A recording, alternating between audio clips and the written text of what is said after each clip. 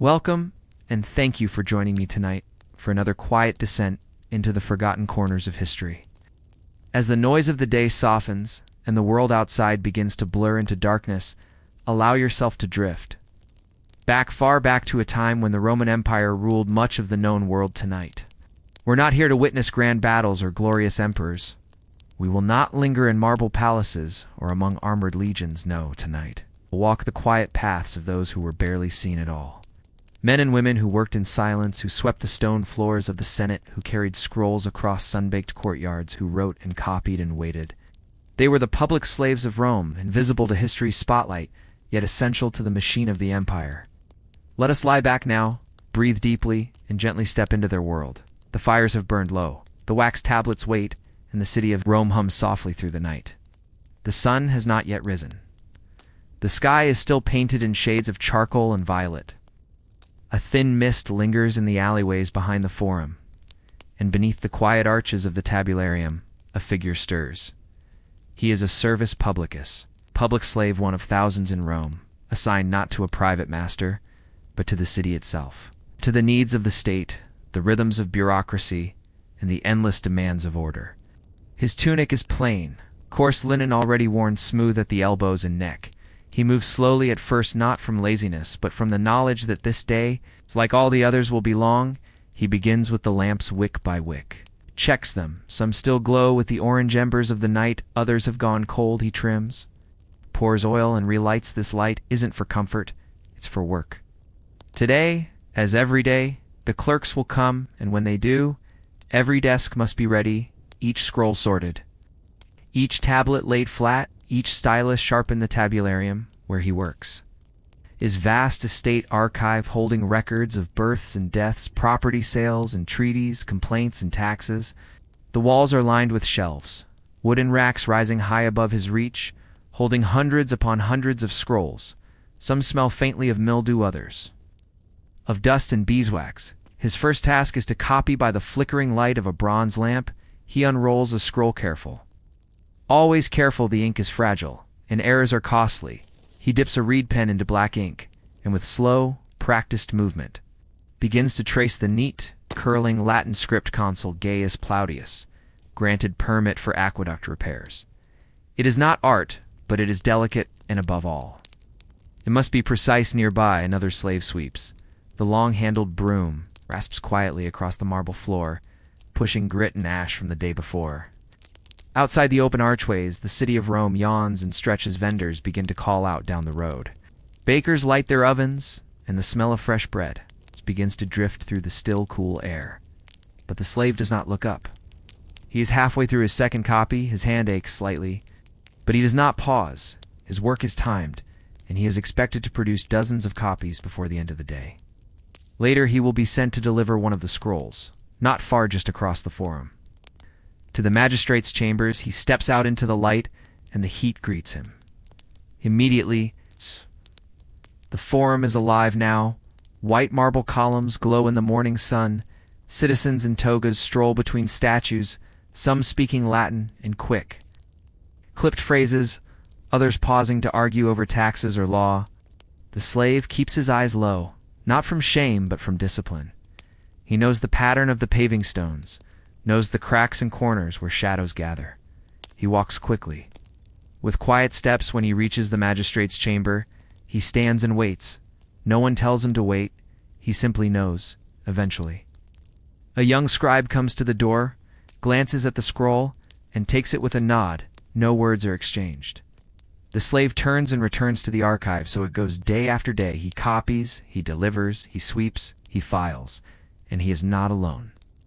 Elsewhere in the city, another public slave pours water into a public fountain, checking that its flow is steady and unblocked. Another climbs the Capitol steps with a leather bag of coins, delivering the morning's tax collection. Still another is stationed at the baths, tasked with stoking the fires beneath the hypocaust, ensuring that the warm floors stay warm for senators who will never know his name.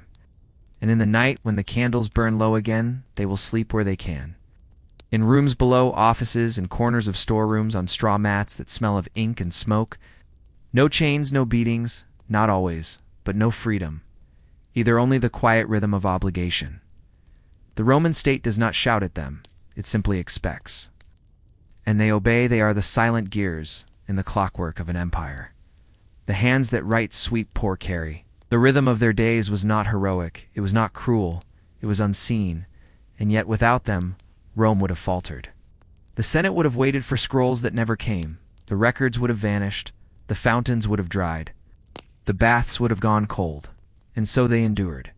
The story of Epictetus: the hour grows later and the fire burns lower in its stone basin. The city of Rome rests beyond the walls, its noise softened by distance and dusk. And here, in the quiet, let us turn to the life of one man, a man born into slavery, and yet whose thoughts would one day shape the minds of emperors, monks, and philosophers for centuries to come. His name was Epictetus. We do not know the precise year of his birth, only that it was sometime around 50 AD in the dusty corner of the empire known as Hierapolis, a city in what is now modern-day Turkey. He was born into bondage, a slave from the first breath. And like many such lives, his early years remain invisible. But we do know this: he was sent, or sold, to Rome, and there his path would begin. He was assigned to the household of Epictetus, a powerful man, a freedman himself, who served as secretary to the Emperor Nero. Epictetus was known for his influence, his proximity to power, and perhaps his cruelty. We do not know the full truth of their relationship. Some stories suggest that Epictetus as a boy was physically disabled, his leg twisted or broken, perhaps permanently damaged by mistreatment. There is a tale whispered more than written, that Epictetus once twisted the boy's leg as punishment, and when Epictetus cried out, the master is said to have mocked him, to which Epictetus calmly replied, "If you continue, you will break it." And then, as the crack was heard, he simply said, "I told you so." Whether myth or memory, the story lingers. Like smoke in the rafters of history, what matters more is what came after Epictetus. Despite his bondage, he was allowed to study. Perhaps Epictetus recognized a sharpness in him, a clarity of thought, a hunger for reason. He was sent to study under Musonius Rufus, one of the great Stoic teachers of the age, and there, amidst the austere teachings of discipline, endurance, and inner peace, Epictetus began to shape his mind. He listened, he watched, he questioned, and within him something quiet began to take root. Stoicism was not a philosophy of the rich. It was not for the idle or the arrogant. It was a philosophy of survival, a way of bearing pain, of enduring loss, of finding freedom not in body but in the soul. Years passed, and eventually Epictetus was freed, not through violence, not through rebellion, but through the slow turning of Rome's legal wheels. A former slave. Free but not rich, not powerful, he lived modestly in a simple hut with no possessions to speak of, save a lamp, a cloak, and the teachings he carried in his mind. When Nero died and chaos consumed the capital, Epictetus chose not to remain. He left Rome, journeying north to the city of Nicopolis in Greece, where he would live the rest of his days in quiet contemplation and gentle teaching. His students gathered, not for spectacle but for wisdom. They sat on the floor, they took notes, they listened to his soft, raspy voice, a voice shaped by hardship but never bitterness. He did not write books, he left no grand memoir, but one student, Arian, faithfully recorded his lectures, and from these we received the Discourses and the Enchiridion, a small manual of life. And in those pages, you do not find anger, you do not find vengeance, you find clarity. Some things are up to us, he wrote, and some things are not. Do not seek for things to happen as you wish, but wish for them to happen as they do, and you will find peace. These were not words born of comfort. They were forged in silence and servitude, in the long hours of copying scrolls and waiting for permission to speak. Epictetus lived a long life. He died. It is said peacefully, an old man, a teacher, a stoic, a man once broken in body, but never in mind. And today, his words remain. Whispered across centuries, quoted by emperors, written into journals, left beside hospital beds and prison walls. And perhaps even now, his calm, firm voice might still be heard softly, reminding us that freedom begins from within. The law and reality of Roman public slavery, the marble halls of Rome, were not just polished with wealth. They were maintained by rules of vast and careful system of laws and customs. that turned people into property and yet sometimes into something. Between tonight, we settle into that gray space, neither fully enslaved nor truly free. The world of the servus publicus, the public slave, was a peculiar place to exist. Neither owned by a private citizen nor counted among the freeborn, they belonged. In a way, to everyone and to no one to understand them, we must first understand Roman slavery itself. Slavery in Rome was not tied to race. It was transactional. Conquered peoples, debtors, criminals, and even unwanted infants could all become slaves. There were household slaves, agricultural slaves, mine workers, and gladiators, but public slaves were different. They were owned by the state, by the city, by institutions. The law treated them not as human citizens, but as tools in the service of public good. Some were assigned to temples to tend sacred fires, prepare offerings, or sweep the stone steps before dawn.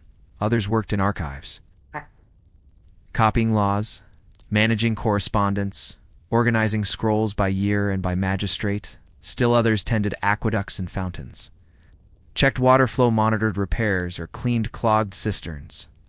Deep beneath the forum, each one was recorded, catalogued, tracked. But despite their service to Rome itself, they were still property. They could not own land. They could not marry legally. They could not vote, or defend themselves in court as equals to freeborn men. Yet something shifted over time, because public slaves, unlike many others, had visibility. They worked near magistrates, scribes, priests, and senators. They wore simple tunics, but often with a small badge, titulus, marking their role and allegiance to the city. They could rise in position given trusted roles like villicus or scriba. Some even managed small teams of other slaves handling records or temple logistics. They were still slaves, but they had voices, and sometimes they were heard. Some were allowed to save small wages, a meager allowance known as a peculium. This was not their money legally. It still belonged to their master. But often, if they were careful and fortunate, they could use it to purchase their freedom. And this is where we find the strange, shifting space between bondage and liberation. A freed slave was known as a libertus. Public slaves, who earned manumission freedom, often continued to work in the same role. But now, they were no longer property. They became employees of the state, retaining rank, salary, and connections. Some became wealthy, some retired quietly. Some even became patrons in their own right, supporting younger freedmen. Just as Roman nobles supported clients, but freedom was never full. A libertus was expected to remain loyal to his former master or institution. He could be called upon to work. He could not hold certain public offices, and his children, a freeborn, carried the faint trace of their parents' origin. There was always a mark, a shadow. Still, for many public slaves, manumission was a hope, a quiet hope never promised, rarely discussed aloud, and so they waited, worked, saved, and dreamed. They dreamed not of palaces, but of a small room, a legal name a day without orders. Rome gave them structure, but not tenderness. In that structure, they carved out lives. They cooked small meals, read borrowed scrolls, and lit their lamps each evening with the quiet hope that their name one day might be written not as property, but as person. The marble quiet of the Roman elite, the stone steps are smooth here, worn not by sandals rushing to serve, but by the quiet gliding of expensive souls. High on the Palatine Hill, far above the din of the Forum, stands a domasa Roman villa, not large by imperial standards, but spacious, elegant. And still the door opens not to a market stall or storeroom, but to an open atrium, its center filled with a small pool, reflecting soft light from above. This is the home of a senator, not a famous one, not Cicero or Cato or Caesar, just one of many, a man of status. A man whose name is known to the scribes, who copy it daily, but whose hands have not written a letter in years here. In the late morning he rises slowly and silently from a soft bed layered in dyed linens.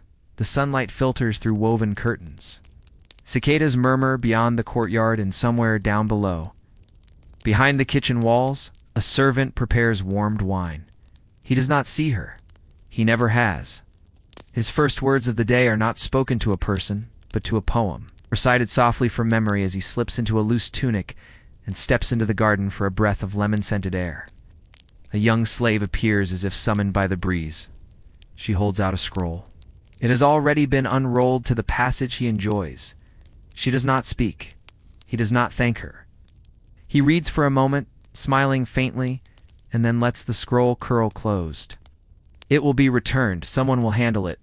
He turns next to the bath. It is not yet noon, but his day is half finished. Warm water awaits him in the caldarium.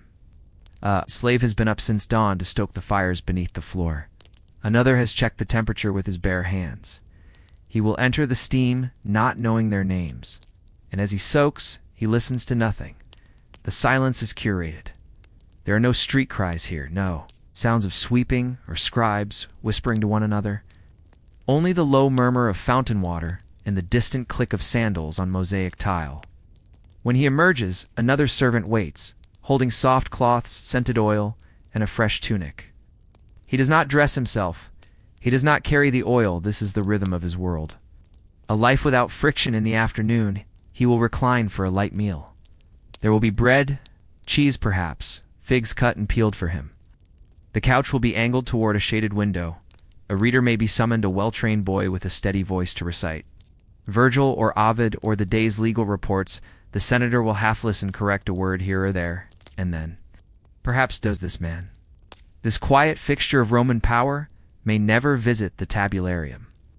He may never walk the narrow back alleys where state slaves sort his letters and deliver his messages, but his life is made possible by them. When he arrives at the Senate, his path has already been swept, his seat already prepared, his documents already copied and inked by tired hands. Beneath lamplight, and when he speaks with calm authority, his words will be recorded by another public slave, an old man, perhaps whose own back aches as he leans forward to write. There is no cruelty in it, not directly, only a distance, a softness paid for by someone else's stiffness, a stillness built on the motion of others. And so the contrast lives quietly in one world, the brush of parchment, the clatter of sandals across marble, the sting of ink in the eyes in the other, the hush of the garden, the hush of the bath, the hush of uninterrupted thought. But they are connected. One world cannot breathe without the lungs of the other.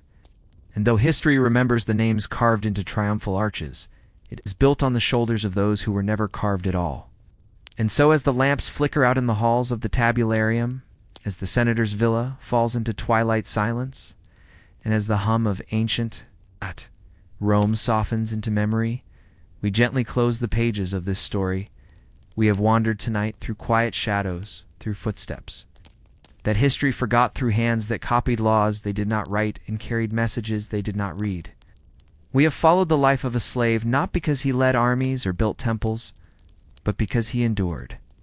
Because in the silent repetition of his days there was meaning, and we remembered Epictetus, a boy born into silence, who turned his pain into peace, and taught the world that freedom is not given by masters, but found within the soul. We saw how the state shaped lives, how Roman law, precise and cold, defined what a man could be and what he could hope for, even when that hope was just a warm mat, a legal name, a day without command. And finally, we looked upward to the world of marble baths, reclining feasts, and scented stillness, where luxury came not from the heavens but from the labor of those who lived beneath. These worlds, though different, are forever linked, not in rage, not in revenge, but in rhythm. The rhythm of days that passed quietly, of scrolls unrolled, floors swept, lamps lit and extinguished. Quiet struggle lived in silence, but not without dignity. And now you are here, far from Rome, far from empires, yet still held gently in the thread of history. Let your breath soften. Let the walls around you fade, and know that beneath the layers of centuries, there were always hands, always voices, always lives, not loud, not famous, but real. And perhaps tonight, as you drift into sleep, you will carry with you the echo of footsteps on marble floors, not the hush of distant voices reading by lamplight, and the steady truth that even the quietest lives shape the world we live in. So rest now. The scrolls have been copied, the lamps have been trimmed, and Rome for tonight is still. Good night, and thank you for listening.